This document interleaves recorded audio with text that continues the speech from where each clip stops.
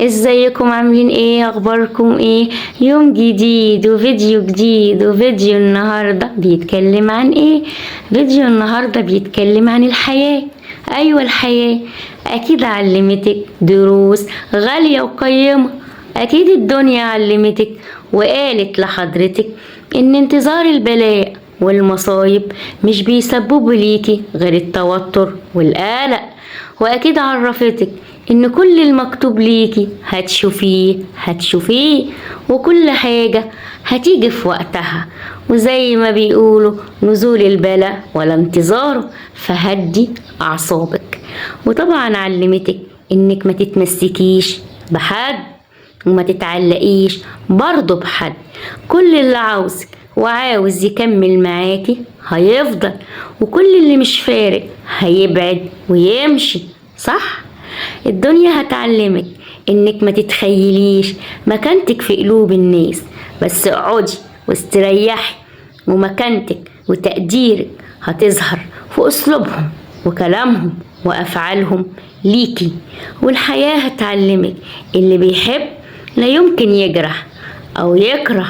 كل اللي هتحتاجيه من الحياة انسان واحد تتكلمي معاه، مفيش حواجز ولا لف ولا دوران ما بينكم.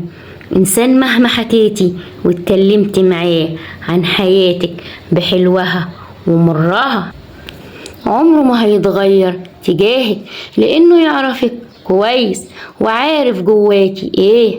اجمل واعظم انسان اللي يحبك ويشجعك وانت في اسوأ احوالك، وتعلمي ان الدنيا سلف ودين، وان المظلوم لابد من انتصاره واخد حقه حتى لو بعد 100 سنة.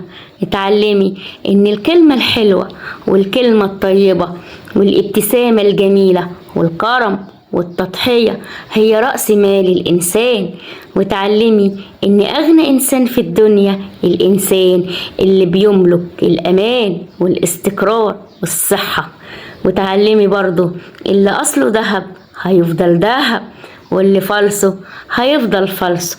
في ايه؟ في حسين الاختيار. خليكي طيبة، خليكي طيبة القلب. طيبة القلب قوة، صدقيني مش ضعف. محدش بيبقى قلبه طيب وحنين إلا من رحم ربي. مش كل الناس في قلوبهم رحمة.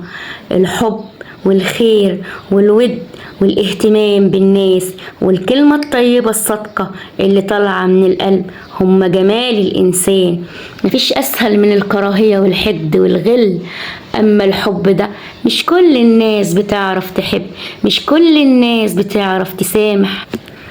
الحب ده للإنسان اللي عارف قيمته وواثق من نفسه، وعارف إن مفيش حاجة دايمة في الدنيا إلا الكلمة الطيبة والحب بين الناس. الحب ده لغة جميلة محدش يقدر يتقنها إلا ناس قليلة. الحب في كل زمان ومكان. الحب ده جبر للخواطر، عطف وحنان للإنسان اللي تحبه، مساعدة وتعاون ومشاركة واهتمام للناس اللي في حياتك. الدنيا مليانة ناس كلهم عايشين، بس في ناس معينة هتلاقيهم أول ما تبص في وشهم تحس بإنهم دول ناس حقيقي بيحبوا بعض والخير لبعض. وفي ناس بتعيشي معاهم سنين ما تفتكريش معاهم لحظة أو كلمة قلتيها وياهم. وفي ناس بتعيشي معاهم لحظة دقيقة يفضلوا طول عمرك فاكراهم مش نسياهم، يفضلوا معلقين في دماغك. وتعلمي انك طول ما انت بعيدة عن اللت والعجن والكلام الكتير وقالوا وعادوا انت في راحة نفسية. صدقيني خليكي عايشة على أمل إن كل يوم أجمل، إن كل يوم هيكون حلو وجميل. مدام ربنا موجود اصنعي سعادتك بنفسك. ما تخليش التشاؤم والنكد يسيطر عليكي. اضحكي وابتسمي لكل حاجة حواليكي. انت اللي في ايديكي ان كنت تعيشي او لا. ابتسمي رغم مرارة الأيام ومرها. ابتسمي، حضرتك هتعيشي مرة واحدة بس فابتسمي واضحكي، اضحكي من قلبك، ما تخليش حد ينكد عليكي. مفيش احلى من انك تكوني خفيفة على الروح، خفيفة على القلب. الناس تفتكرك ان غبتي وتكوني حاضرة معاهم، وان حضرتي تكوني سبب بسمتهم وفرحة قلبهم، يفتكروكي بالخير. مفيش اجمل من انك تكوني محبوبة من كل الناس. مش اي حد بيبقى عنده قبول ورضا وسماحة. وفي نهاية الفيديو هقولك الدنيا عبارة عن قطر طويل ماشي في سكة طويلة، هتقابلي فيها الحلو والوحش، الطيب والمنافق، هتقابلي الفرح والحزن، الأمل والتشاؤم. وأكيد القطر ده هيقف، مش هيفضل ماشي، صح ولا لأ؟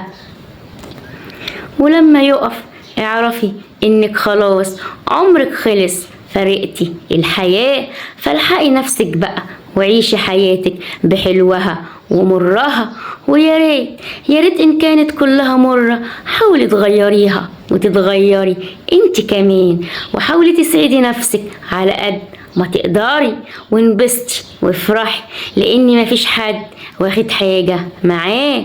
فالحقي نفسك ولمي اللي باقي من عمرك قبل القطر ما يقف.